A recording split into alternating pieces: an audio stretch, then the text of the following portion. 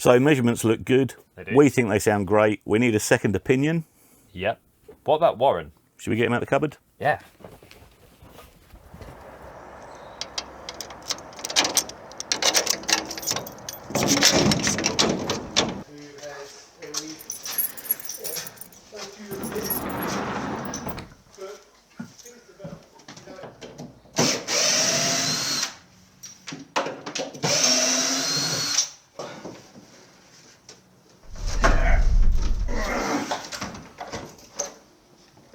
Hello, you're doing marvellously well. Hi, yeah, it's nice to see you. Good to see you too. Hello, Warren. Nice to see you out in the daylight again. Oh yes, I remember this. There's a lovely hibernation. Absolutely marvellous.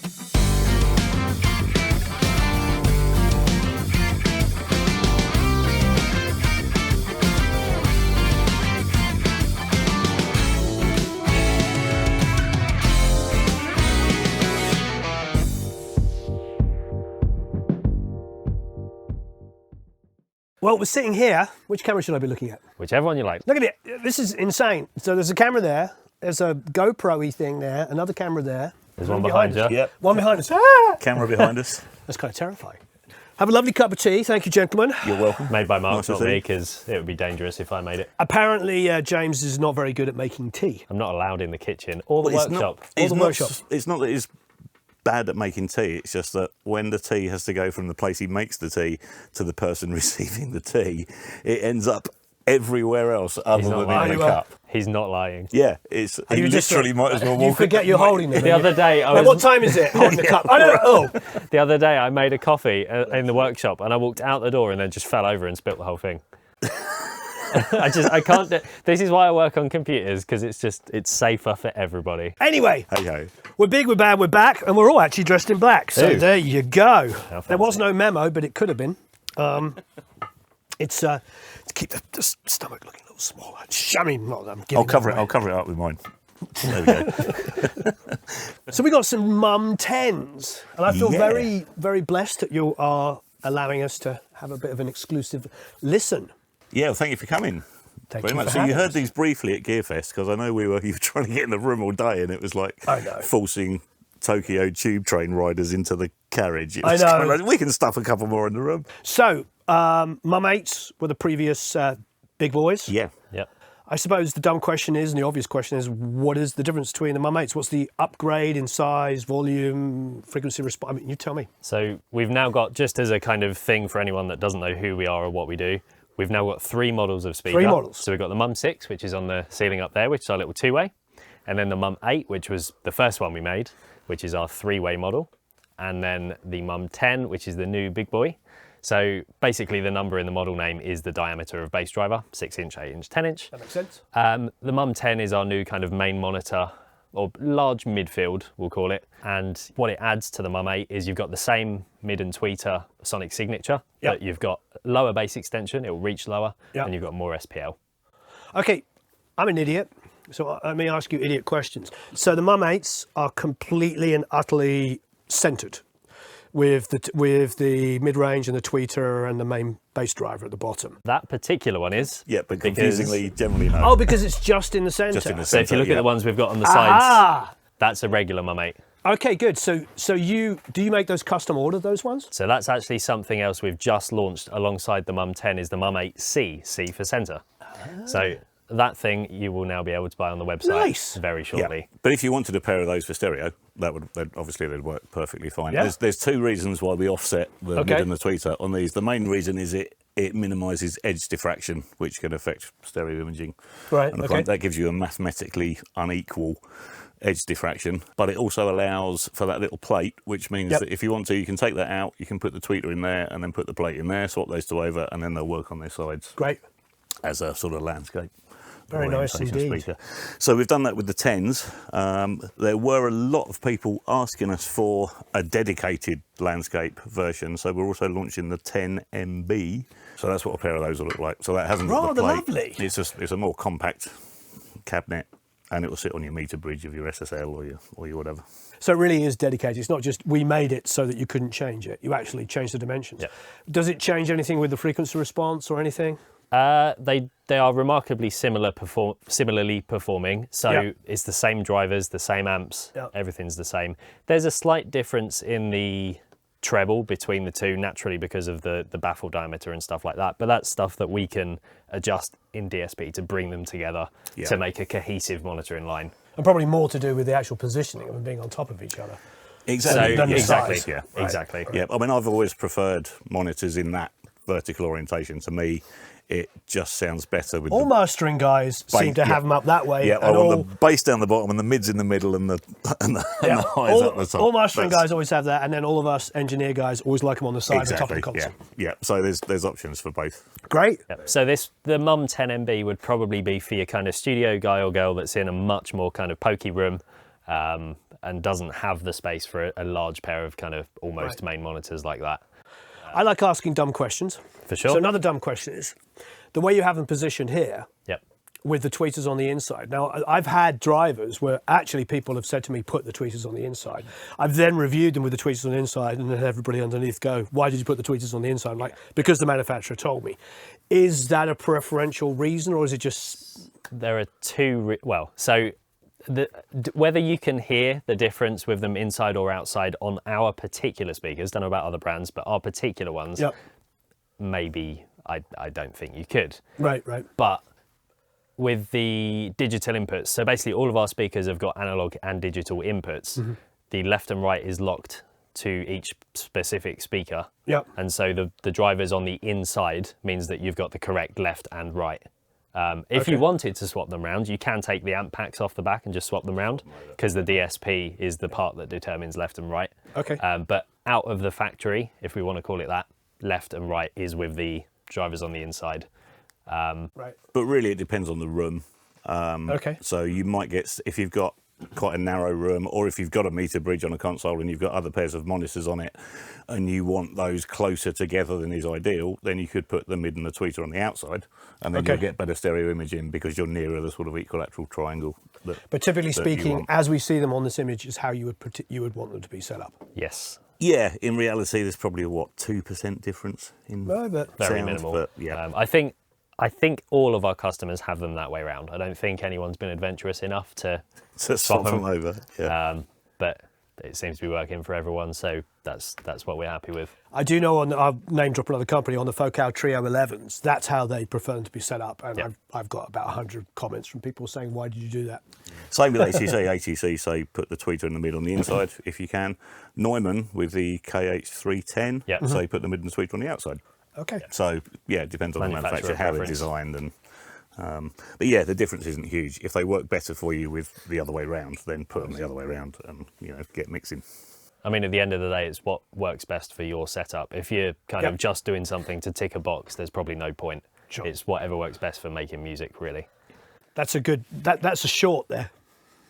Yeah, it's all about the music. It is all about the music. I mean, that's the end of the day. At the end of the day, it really is just about that. And if something works for you and you're making great music, that's Winner. it.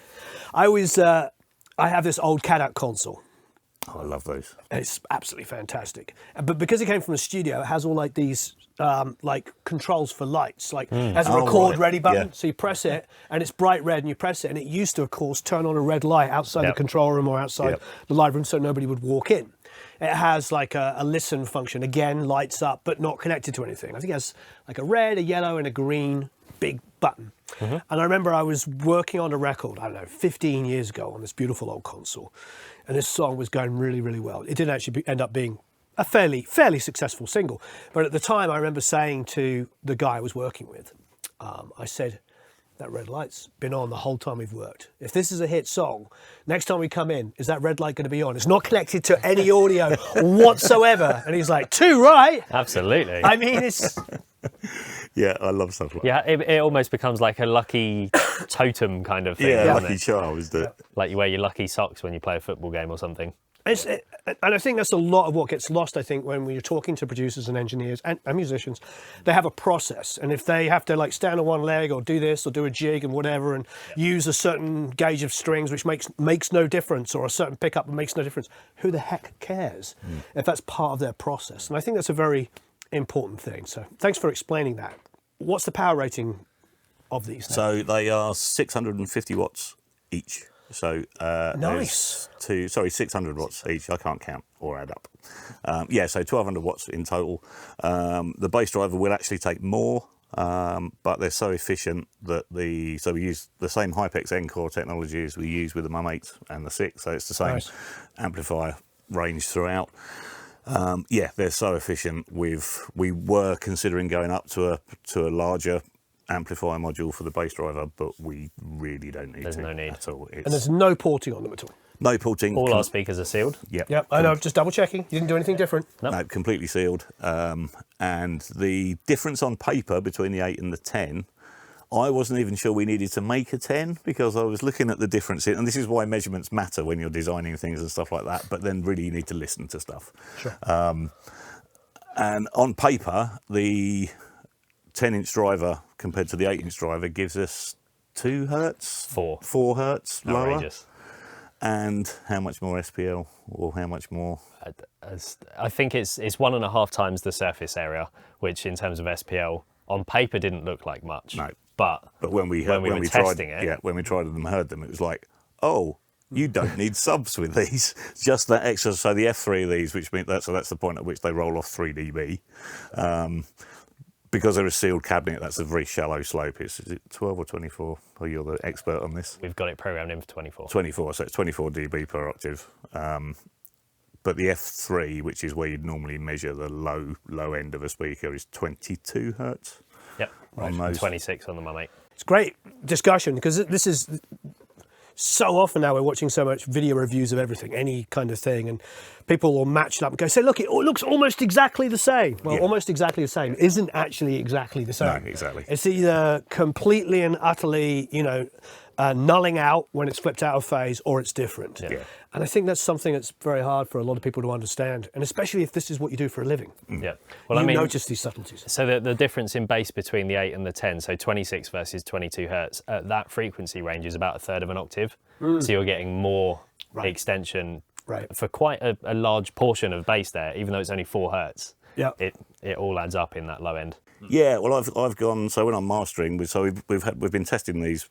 I'm mastering every day, so I've been working on these for pretty much 4 Quite a months while.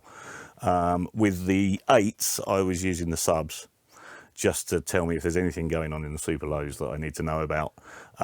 Now the subs are just doing the LFE for Atmos. I'm not using the subs at all with the 10s. They just that extra 3 hertz or 4 hertz just makes a really big difference. It doesn't sound like much, but then when you A/B the speakers, you can hear You it. can definitely hear it. Yeah. So next question, you're going to make that as a center one, and are you going to change the whole thing now so it's all 10s all the way around? I would love to. Yeah, I think well, we'd need to reinforce the whole town in order to hold them up, to be fair, but I would love to. Yeah, I'd love 10s all the way around. So we're planning on building another Atmos room at the front, knocking all that down. I think we were probably planning on that when you first came Yeah. up as well, and we'll probably be planning on that when you come I up remember next we year said or when you whenever. came down, oh, next time you come Next here, we'll time have done it'll that. There'll be a big skip Maybe out the not. front. Nah, that's fine. That means we've been coming here frequently.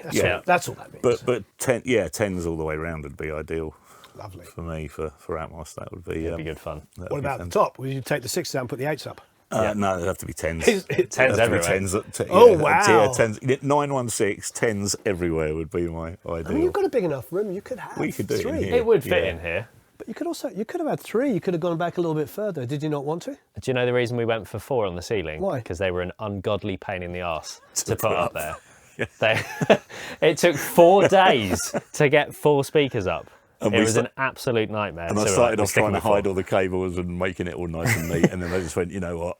No, I'll hang Christmas lights on them. If you can't hide them, accentuate them. So Agreed. Or stick pictures of cats all over. Yeah, I need to get some Christmas lights.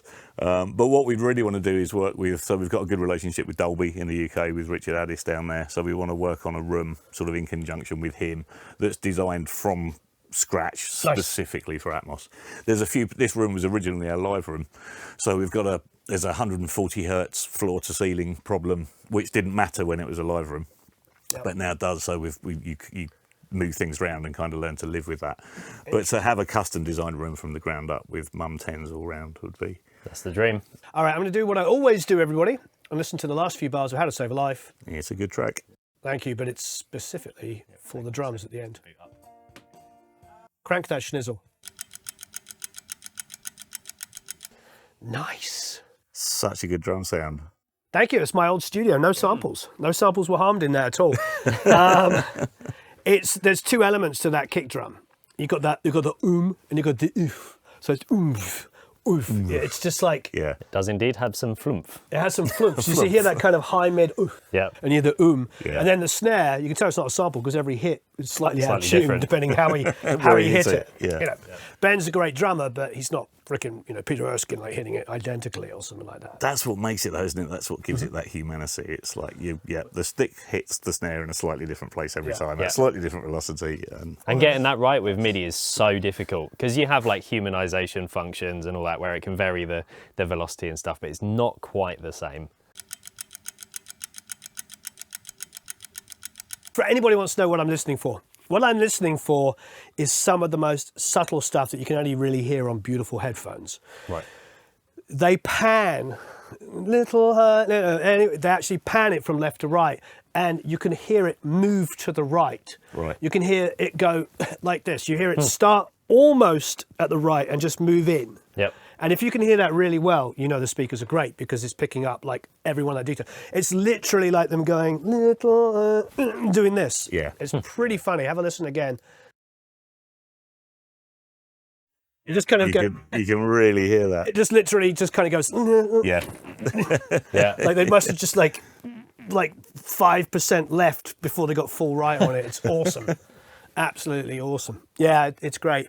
There's also a 700 in Freddie's voice that is exaggerated by some speakers and perfect on others. Because I'm listening for stuff that I'm familiar with and I know what I'm listening to. Oh, there's one last thing. Let me do one last thing. I'm sorry. So Hey Now by... The Birdie song. Yeah, exactly.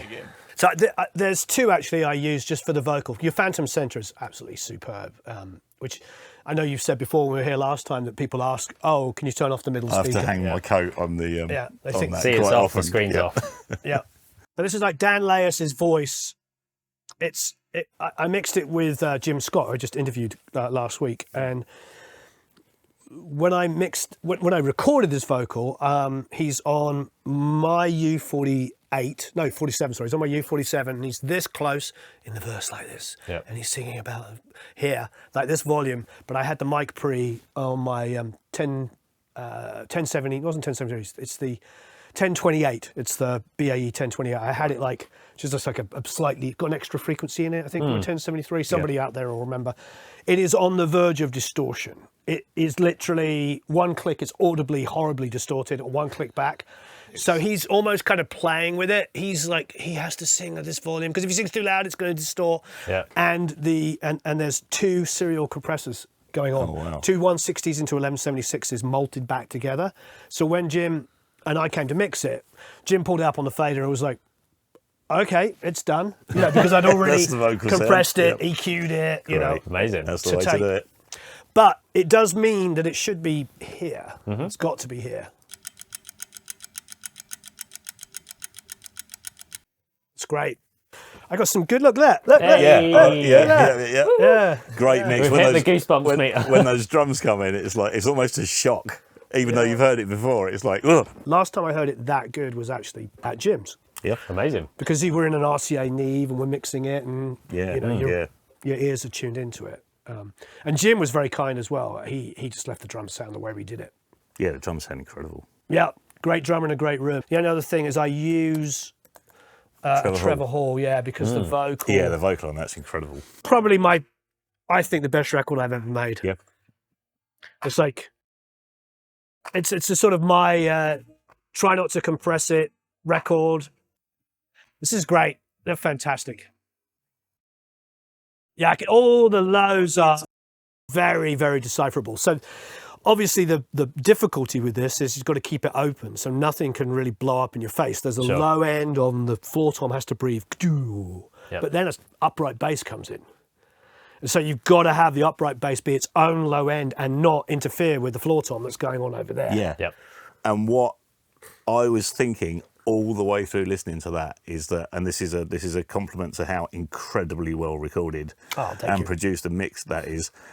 all I could see in my mind's eye was some big patio doors between the control room and the live room, and those doors were open. They were, yeah. And the singer was there, and the drummer was there, and the bass was there. It just sounded like I was listening to a band just over there, and that's the best example of that I've ever heard, honestly. Wow, thank That you. is absolutely incredible. And I've heard this track before, but whether it's something about my ears today or not, or whether it's because the 10s are that little bit better than the 8s, I think that little don't bit know, extra but low end is really helping yeah, us. it just sounds like they're just over there.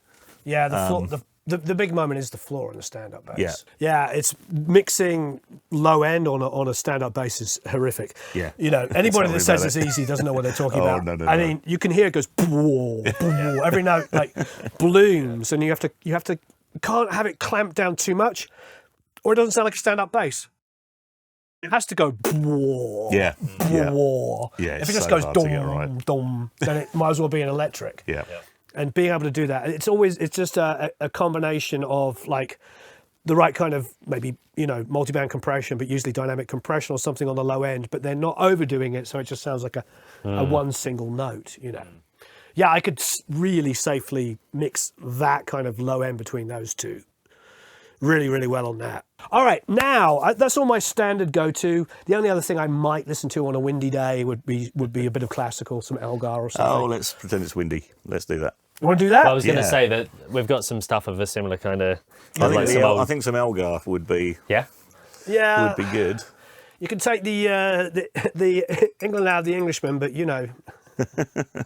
No, sorry, you can take the English out of England, but not the England. I don't know what is the phrase. You can take the tea out the cup, but you can't take the tea out the Englishman's cup without him getting very annoyed. That's not the phrase, is it? We'll go with that, yeah. That's why we don't let him out of the workshop. No, it's you can take the tea out of the Englishman, but you can't take the cat off the teacup. It's something like that, I think. Question is, do you want to do the full 4 minutes? Absolutely. Oh, go on. It'd be We're rude- doing the full it'll- 4 minutes. It's going to be sped up, It'll be rude. but I it'll would be rude appreciate not it to. if you maybe cranked it a little bit, Yeah, crank it. because a the little- dynamics about crank it here right up. are Right. scary, Yeah, yeah. scaringly beautiful.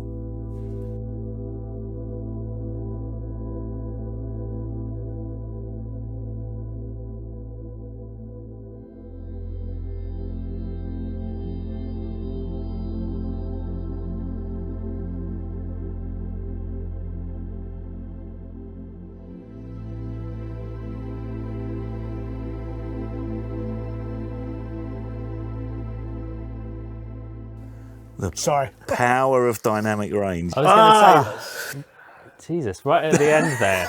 I love the fact that it's on the classical chill out album as well. I mean, if that doesn't scare the bejesus out of me, Well, then you know, apart nothing from will. crying, Yeah, you know, that was an emotional experience.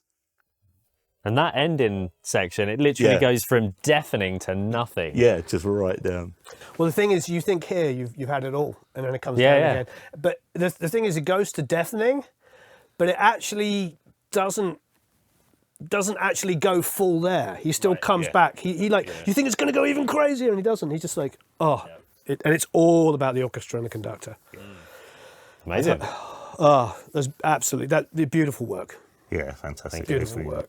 Oh, But not quite as well recorded as the Trevor Hall track. There's a couple of things I think you should hear of some different yeah. kind of Just genres and stuff. move on from my obsessive classical. We haven't even get into jazz yet, or prog, or anything. Well, I was going to play your jazz thing first, actually. Okay, great.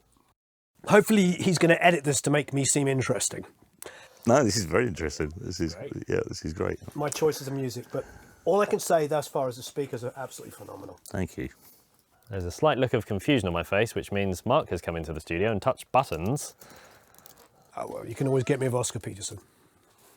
Another favourite. But this of my father. track in particular, I know it. I find is really good for showing off kind of speaker detail, particularly in the part just off the intro when the bassist puts down their bow, not bass stick. Can't remember the word. When we were kids, Oscar Peterson was like on TV in Britain, Yeah. on television, had a show. Yeah. Really. Well, this track in particular I quite like because you can hear the room in the recording. You can, every micro detail. Yeah, you can hear all the little. And that's before the track plays. That's just Mark making that noise. The piano's so mellow. I don't know if there's a better jazz piano player.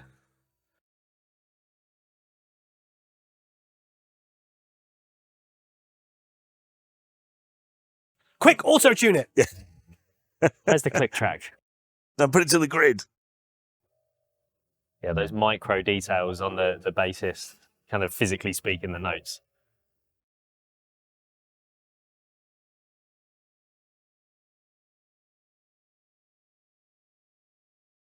Yeah, he really understood dynamics on the piano.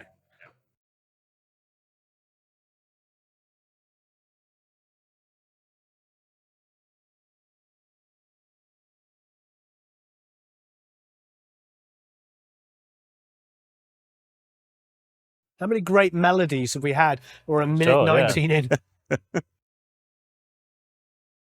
That's dynamic range. Oh. All right. I'm getting all very emotional here. Beautiful, absolutely beautiful. Again, fantastic recording. Oh, So hopefully that means the speakers are doing a good job of They're telling doing an us what amazing is an job. exceptional recording, what's an okay recording, what's a bad it is, and recording. I'm having so much fun going through all my favourite things. Yeah. For sure. All right, let's finish up with some modern-y, low-end. I was going to say, show so us what it can do. One of the best things that I'm actually enjoying about this whole speaker businessy type thing is because we're in direct contact with the people that have these speakers. Yep. They are constantly texting me saying, "Have you heard this? This sounds fun." So I'm constantly getting people sending me stuff. This one was sent through by a MUM-8 owner called Roman, who's in Switzerland. Now this is the wettest song I've ever heard in my life. Wettest song. You'll need a shower after this one. Well, not if it's the wettest song you won't, you need a towel. You might do. I think it takes a minute to get going, but it's strange in so many ways, but amazing. And again, it's another good test for like detail resolution and that kind of stuff. I promise you, it's not a classical song. It gets weird. Chug in a minute. No. No. It's this song has, you'll hear in a minute, the strangest snare I've ever heard in my life.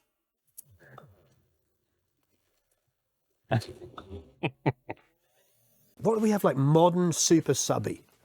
Show me your low end. Give us something modern and super subby.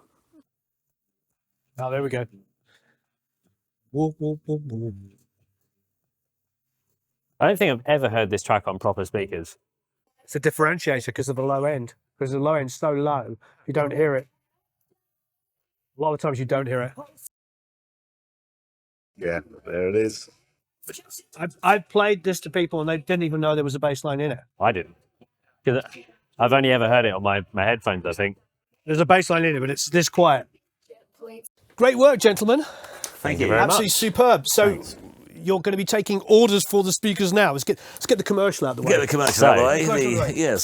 So the Click speakers down below. No, okay. So the speakers will be pre-launching on the 10th of the 10th, the MUM-10, on the 10th of the 10th at 10 past 10. All the 10s. With Wait, 10 past 10 in which time UK. zone? That's the problem. In the UK, so I it'll think we be should do several. 10 minutes past 2 o'clock in the morning in Yeah. I think it'll be 10 Los past 10 here.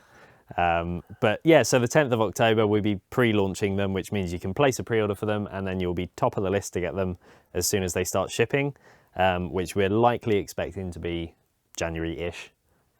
Basically, just as soon as we get the stock through that we need to start producing them Amazing. in full. I'll be back next week to see the whole system in Atmos, all in yes. 10s. All in 10s, yeah, with Yeah. a new room. Next week, yeah. Next week, that's fine. That'll be done. Regarding pricing, the MUM-10 will be priced at $8,995, including VAT, for the first 10 people to buy them.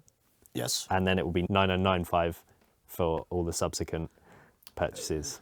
So we kind of basically continued an the- early Early bird adopters kind special. of thing. Yeah, we sort of continued the 10 thing. So the first 10 people get 10% off at 10 past 10 on the 10th of the 10. See what we did there? Yeah. They get 10 for the price of 10. 10 for the price of 10. Yeah, Yes, that works. you would. That, Does actually work. that does work. 10 Yeah. for the price of 10. No, that's phenomenal. But I suppose if they're buying outside the country, they're not hit by VAT, are they? How does that Yes. work? So if anyone watching is outside of the UK, when you buy our speakers, the list price that we say, so for example, for the MUM-10, 8,995 is including VAT. If you purchase outside the UK, we take the UK VAT off, which reduces it by 20%. And then when you import the speakers into your country, you'll then pay the remaining VAT. So if you're in Germany, it's 19%. If you're in America, sometimes it's a bit less. So basically you just pay that as import duty. So you only pay the non-VAT price up front. Nice. So just because I know the numbers off the top of my head, for a pair of MUM-8 base model ones, it's 5,995 is the list price, and the upfront is 4,995 because that's Nice. minus VAT. Minus that. Yeah. Excellent. Gentlemen, this has been an absolute pleasure. Thank Thank you you very for coming much down. for coming and taking a listen. It's Amazing. There will be links, of course, to said speakers. This has been like a voyage of discovery for me. It's like going back. Quite a few of these songs I listen to all the time, but going off on the Hulse thing was a big deal for me. That was cool. Amazing though. Very good. Amazing music. Absolutely incredible. And I'll be back next week to hear it all in Atmos. In Atmos, Come back all anytime. the way around the room. We'll have a mid-driver in every hole. There's a lot of holes. We'll have a 756.85.1. Amazing. Thank you, gentlemen. Thank you very much indeed. Thanks Thank for you. coming up. Thank you, Warren. Thank you. There is going to be a link down below with details. There'll be a blog and all kinds of fun stuff. Click down below. So long, farewell, however you say, and au revoir, adios, goodbye. Goodbye. Sayonara. Sayonara. I haven't used sayonara. You should do.